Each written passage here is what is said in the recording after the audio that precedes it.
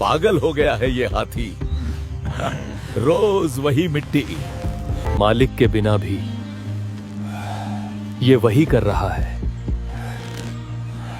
बाबा 20 साल हो गए, राजा रोज यहाँ आता है, आखिर क्यों? हर आदत के पीछे वजह होती है बेटा।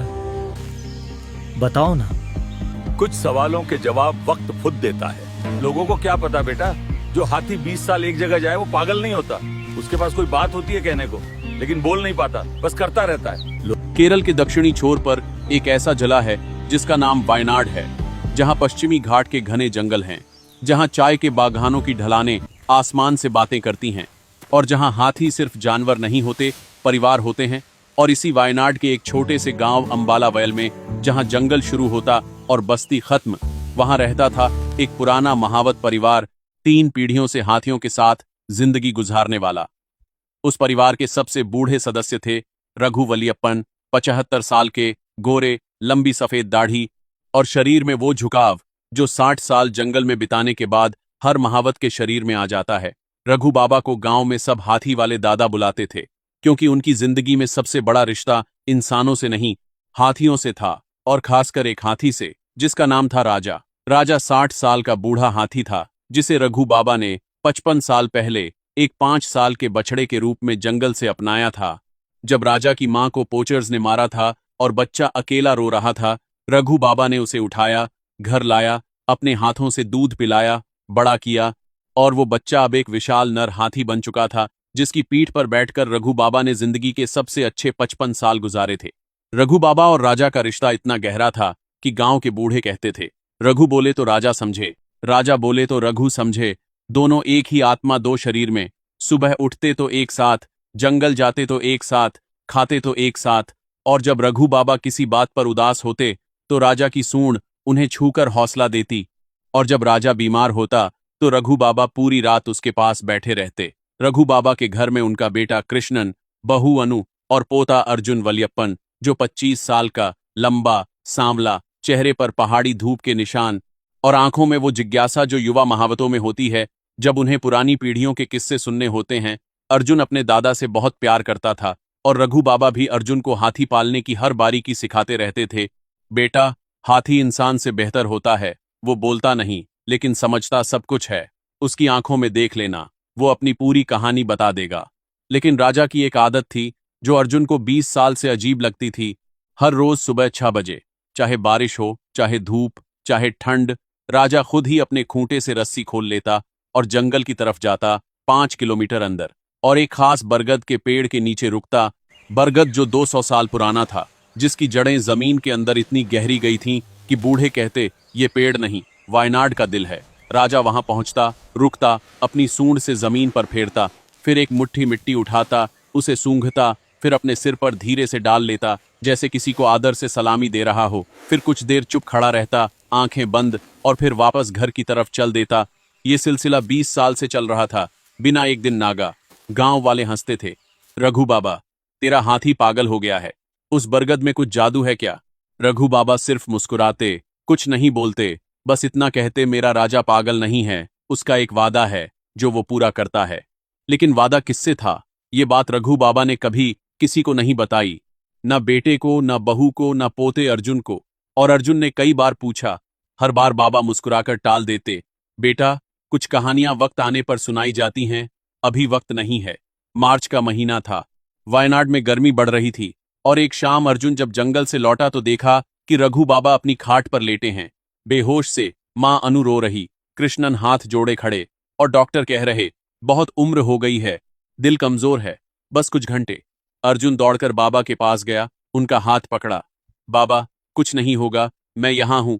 रघु बाबा ने आंखें खोली, अर्जुन को देखा, फिर खिड़की से बाहर देखा जहां दूर राजा खड़ा था, जैसे उसे पता हो क्या हो रहा है, और बोले, अर्जुन बेटा, मेरी एक आखिरी बात सुन ले। कल सुबह जब मेरी चिता जले तो देखना, राजा उस बरगद के नीचे से मिट्टी लाकर चिता पर डालेगा, तू उसे रोकना मत। और जब वो मिट्टी डाल दे तब तू उस बरगद के नीचे खुदाई करवाना, 3 फीट गहरी। वहां एक सच है जो 53 साल से दबा है, और जिसे आज तक परिवार नहीं जानता, बस एक राजा जानता है। और अब तुझे भी पता चलेगा बेटा, वो सच हमारे खानदान की सबसे बड़ी इज्जत है। अर्जुन की आंखों से आंसू बह रहे थे, बाबा, कौन सा सच? किसका सच? रघु बाबा ने अर्जुन का हाथ कसकर पकड़ा। बेटा, खुदाई करवाना, बाकी सब जमीन खुद बताएगी, और अपने बड़े बाप को सलाम कहना, उन्हें बताना कि भतीजे ने आखिर में उन्हें ढूंढ लिया। और उसी मोमेंट रघु बाबा की आंखें बंद हो गईं, हमेशा के लिए। खिड़की के बाहर राजा ने ऐसी आवाज निकाली जो गांव ने पहले कभी नहीं सुनी थी। एक बूढ़े हाथी का रोना, गहरा, लंबा, जैसे पूरे जंगल को बता रहा हो, मेरा दोस्त चला गया। अगली सुबह सूरज निकलने से पहले ही पूरा अंबाला वयल गांव रघु बाबा के घर इकट्ठा हो गया था, क्योंकि रघु बाबा सिर्फ एक महावत नहीं थे, पूरे वायनाड के महावतों के गुरु माने जाते थे, और उनकी मौत की खबर जंगल के हर कोने तक पहुंच चुकी थी। चिता सजाई गई गांव के बाहर, नदी के किनारे, जहां हमेशा अंतिम संस्कार होते थे। फूल, घी, लकड़ी, सब तैयार। अर्जुन ने मुखाग्नि दी और चिता जलने लगी। चिता के पास ही थोड़ी दूर राजा खड़ा था, बंधा नहीं, क्योंकि कोई रस्सी राजा को आज रोक नहीं सकती थी। गांव वाले देख रहे थे। राजा की आंखों में से लगातार आंसू बह रहे थे। एक हाथी की आंखों में आंसू देखकर बच्चे चुप हो गए, बूढ़े हाथ जोड़ने लगे और औरतें रोने लगीं। और अर्जुन को बाबा की वो आखिरी बात याद आई, जब मेरी चिता जले तो देखना, राजा उस बरगद के नीचे से मिट्टी लाकर चिता पर डालेगा। और ठीक उसी मोमेंट जब चिता जोर से जलने लगी, राजा धीरे से मुड़ा, जंगल की तरफ चला। सब देख रहे थे। अर्जुन ने किसी को रोकने नहीं दिया। पूरा गांव खामोश। राजा 5 किलोमीटर अंदर जंगल में गया, उसी बरगद के नीचे पहुंचा, रुका, अपनी सूंड से मिट्टी इकट्ठी की, एक बड़ी मात्रा अपनी सूंड में भरी और वापस चिता की तरफ मुड़ा। 1 घंटे बाद जब राजा चिता के पास वापस आया तो उसकी आंखों में वो भाव थे जो किसी बेटे के चेहरे पर होते हैं जब वो अपने बाप की चिता पर मिट्टी डालने जा रहा हो। राजा चिता के पास खड़ा हुआ, सूंड ऊपर उठाई और धीरे धीरे वो सारी मिट्टी चिता की राख पर डाल दी। फिर पीछे हटा, अपना सिर झुकाया, सूंड जमीन पर रखी और 10 मिनट तक ऐसे ही खड़ा रहा, जैसे प्रार्थना कर रहा हो। पूरे गांव ने आज पहली बार देखा कि एक हाथी किसी इंसान को सलामी दे रहा है, जैसे कोई सैनिक अपने सिपह सालार को देता है। और अर्जुन की आंखों से आंसू बहते रहे, क्योंकि उसे पता चल गया था कि यह सलामी साधारण नहीं है। बाबा ने कहा था, तू उस बरगद के नीचे खुदाई करवाना, 53 साल से एक सच दबा है। चिता ठंडी होने के बाद अस्थियां इकट्ठी अर्जुन ने अपने बाप कृष्णन को सब बताया जो बाबा ने कहा था। और कृष्णन ने भी कहा कि उसे भी नहीं पता कि बाबा किस सच की बात कर रहे थे, लेकिन अगर बाबा ने मरते वक्त कहा है तो जरूर कुछ बहुत बड़ी बात होगी। अगले दिन सुबह अर्जुन, कृष्णन और गांव के 4 मजदूर फावड़े लेकर उसी बरगद के नीचे पहुंचे। राजा पहले से वहां मौजूद था, बरगद के सामने खड़ा, जैसे पहरा दे रहा हो। मजदूरों ने खुदाई शुरू की, 3 फीट गहरी। और जब 3 फीट नीचे फावड़ा लगा तो एक लोहे की आवाज आई। सब रुक गए, मिट्टी हटाई गई और एक पुराना लोहे का डिब्बा निकला, लंबा, संकरा, जैसे किसी ने बहुत साल पहले बहुत सावधानी से दबाया हो। अर्जुन ने डिब्बा उठाया, भारी था, जंग लगी, लेकिन बंद, ताला अभी भी लगा। उसने फावड़े से ताला तोड़ा, ढक्कन खोला और जो अंदर निकला वो अर्जुन की पूरी जिंदगी बदलने वाला था। सबसे ऊपर एक हरी कपड़े में लिपटी चीज थी, कपड़ा भी साफ हरा, जैसे इंडियन आर्मी की यूनिफॉर्म का हो। खोला तो अंदर एक तह की हुई आर्मी यूनिफॉर्म, एक नाम tag, captain Rajan वालियप्पन, Indian army, एक मराठा लाइट इन्फेंट्री, और साथ में एक जोड़ी पुराने धातु के स्टार्स कैप्टन के कंधों पर लगते थे। अर्जुन के हाथ कांपने लगे। राजन वालियप्पन उसके अपने खानदान का सरनेम था, लेकिन राजन नाम का कोई रिश्तेदार उसने जिंदगी में नहीं सुना था। कृष्णन भी हैरान, बाबा ने कभी किसी राजन का नाम नहीं लिया, लेकिन ये हमारा सरनेम है, कोई तो था जो इस खानदान से छुपा रहा। अर्जुन ने अगली चीज निकाली, एक पुराने कागज का फोल्डर, अंदर एक आर्मी का ऑफिशियल डॉक्यूमेंट जिस पर लिखा था captain Rajan Valliappan, KIA, killed in action 3 December 1971, Sylhet sector, Bangladesh liberation war. और नीचे एक और कागज जो सबसे भारी था, एक साइटेशन, महावीर चक्र, awarded posthumously to Captain Rajan Valiyappan for conspicuous gallantry during Operation Trident, Sylhet, Bangladesh, 1971। Arjun की सांस रुक गई। महावीर चक्र, देश का दूसरा सबसे बड़ा वीरता पुरस्कार, और ये उसके खानदान के किसी इंसान को मिला था जिसका नाम परिवार में कभी नहीं लिया गया। तीसरी चीज थी एक चिट्ठी, पीला पड़ा कागज, लिखावट बलवान, कैप्टन राजन की, और ऊपर लिखा था, मेरे छोटे भाई रघु के लिए, 2 दिसंबर 1971, अगर मैं कल की लड़ाई से वापस नहीं आया तो। और अर्जुन ने कांपते हाथों से वो चिट्ठी पढ़नी शुरू की। रघु, मेरे प्यारे छोटे भाई, अगर ये चिट्ठी तुम्हें मिल रही है तो समझ लेना मैं अब इस दुनिया में नहीं हूं। कल हमारी यूनिट को सिलहट पर हमला करने का ऑर्डर मिला है। पाकिस्तानी सेना के 700 जवान वहां तैनात हैं, हम सिर्फ 50 हैं। लेकिन ये लड़ाई बांग्लादेश की आज़ादी की लड़ाई है, ये लड़ाई मुझे लड़नी है। भाई, मैंने अपनी माँ से, अपने बाप से और तुम्हें नहीं बताया कि मैं आर्मी में हूँ, क्योंकि बाप को हाथियों से इतना प्यार था कि वो चाहते थे मैं भी महावत बनूं। लेकिन मेरा सपना आर्मी था। मैं चुपके से 20 साल की उम्र में घर छोड़कर निकला और आज कैप्टन हूं। माँ बाप को बताता तो वो रो देते। इसलिए 15 साल से कोई चिट्ठी नहीं भेजी, कोई तस्वीर नहीं, कुछ नहीं। लेकिन तुम्हें आज बताना चाहता हूं भाई कि मुझे तुम पर गर्व है, क्योंकि तुमने बाप का सपना जिंदा रखा। और मुझे अपने आप पर गर्व है कि मैंने देश की सेवा की। अगर मैं नहीं रहा तो मेरी एक अंतिम इच्छा है। मेरी हड्डियां शायद तुम्हें नहीं मिलेंगी, क्योंकि सिलहट बहुत दूर है, लेकिन मेरी यूनिफॉर्म और ये मेडल मेरे सीओ साहब तुम तक पहुंचाने की कोशिश करेंगे। अगर पहुंच जाए तो इसे उसी बरगद के नीचे दफन करना जहां बचपन में हम दोनों खेलते थे, और एक काम और करना, वहां एक हाथी रखना हमेशा, क्योंकि मैं जानता हूं तुम्हारे पास हमेशा हाथी होगा। उस हाथी को कहना वो मेरी रखवाली करे और हर रोज एक बार वहां आकर मुझे सलामी दे, ताकि मैं जान सकूं कि तुमने मुझे याद रखा है। तुम्हारा भाई राजन। अर्जुन ने चिट्ठी पढ़ी और जो समझ आया उसने उसकी पूरी दुनिया हिला दी। उसके बड़े बाप कैप्टन राजन वालियाप्पन 1971 की जंग के हीरो, बांग्लादेश की आजादी में शहीद, महावीर चक्र विजेता, और उनकी यूनिफॉर्म 53 साल से इसी बरगद के नीचे दबी थी। और राजा हाथी, उनका प्यारा बूढ़ा राजा, 20 साल से हर रोज यहां आकर कैप्टन राजन को सलामी देता था, क्योंकि रघु बाबा ने अपने भाई का आखिरी वादा निभाया था, एक हाथी को बताकर कि इनकी रखवाली करना, हर रोज सलामी देना। अर्जुन ने राजा की तरफ देखा। राजा पास खड़ा था, आंखों में आंसू, और अर्जुन ने आगे बढ़कर राजा की सूंड सहलाई। राजा, तूने 20 साल मेरे बड़े बाप की रखवाली की, तूने मेरे दादा का वादा निभाया, तू इंसान से बड़ा है, तू हमारे खानदान का सबसे बड़ा सिपाही है। लेकिन कहानी यहां खत्म नहीं हुई, क्योंकि उस लोहे के डिब्बे में एक और चीज थी जो सबसे नीचे दबी थी, एक छोटा सा लिफाफा जिस पर लिखा था, अगर किस्मत से हमारा कोई पोता इस चिट्ठी को पढ़े तो एक और काम करे। और जब अर्जुन ने वो लिफाफा खोला तो अंदर एक और सच था जो इस कहानी को वायनाड से दिल्ली तक ले जाने वाला था। अर्जुन ने कांपते हाथों से वो आखिरी अगर हमला अंदर KBS लिफाफा खोला।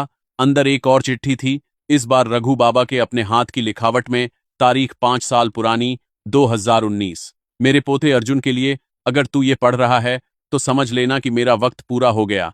इस साल जानको में बेटा, मेरे बड़े भाई कप्तान राजन 1971 में शहीद हुए, लेकिन एक बात जो मैंने किसी को नहीं बताई, उनका महावीर चक्र पूरा नहीं मिला।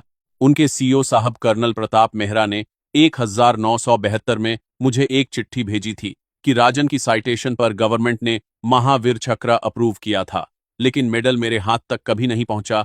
सीओ ने लिखा कि ये मेडल आर्मी हेडक्वार्टर्स में कहीं फाइलों में खो गया। बेटा, मैं अनपढ़ था, गरीब था, दिल्ली नहीं जा पाया। 53 साल मैंने ये चिट्ठी संभाली, लेकिन मेरे भाई का मेडल घर नहीं आया। तू जा बेटा, दिल्ली जा, आर्मी हेडक्वार्टर्स जा और मेरे भाई का मेडल वापस ले आ, जो उसका हक है वो उसे मिलना चाहिए। चिट्ठी के साथ 1972 का वो पुराना लेटर भी था जो कर्नल प्रताप मेहरा ने भेजा था, और एक पता, colonel Pratap Mehra, retired, sector 9, Chandigarh, अगर वो जिंदा हैं तो। अर्जुन ने अगले दिन सब कुछ बाप कृष्णन को दिखाया, माँ को दिखाया, और तीनों ने एक ही फैसला किया, हम जाएंगे, चाहे कुछ भी हो, राजन चाचा का मेडल घर लाएंगे।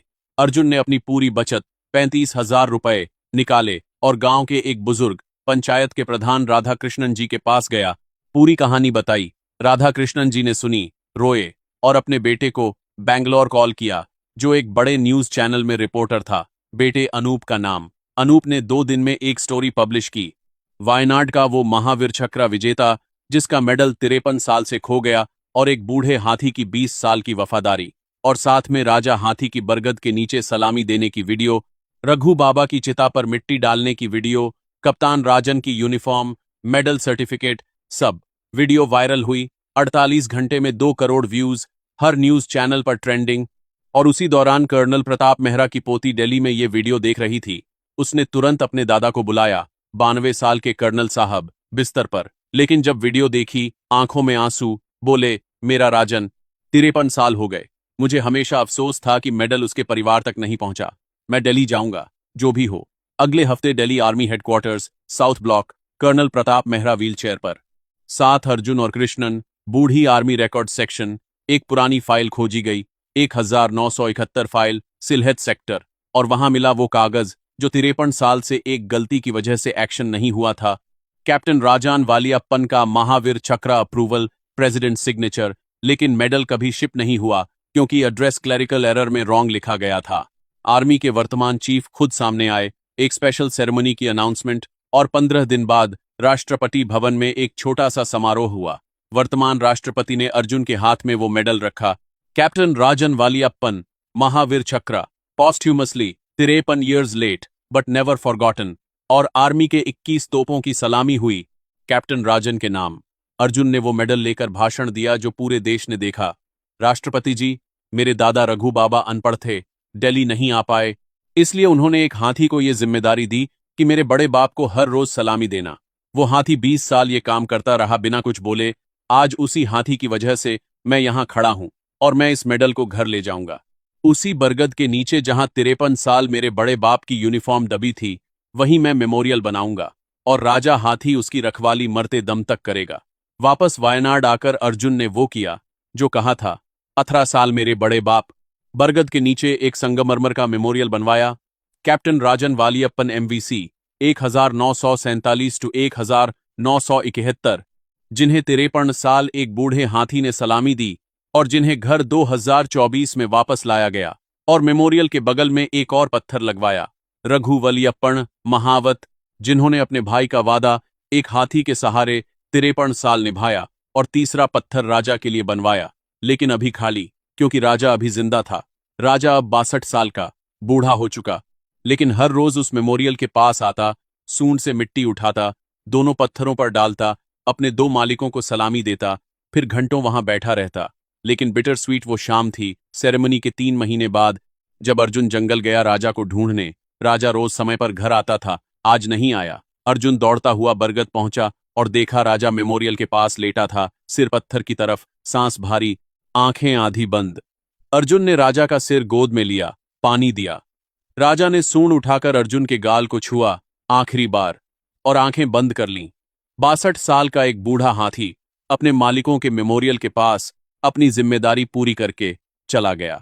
अर्जुन ने राजा को उसी बरगद के नीचे दफन किया और वो तीसरा घाली पत्थर जो पहले से तैयार था उस पर लिखवाया, राजा हाथी 1962 तो 2024, जिसने 20 साल एक शहीद को सलामी दी और जिसकी वफादारी ने एक खोए हुए मेडल को घर लौटा दिया। एक हाथी जो इंसान से बड़ा था।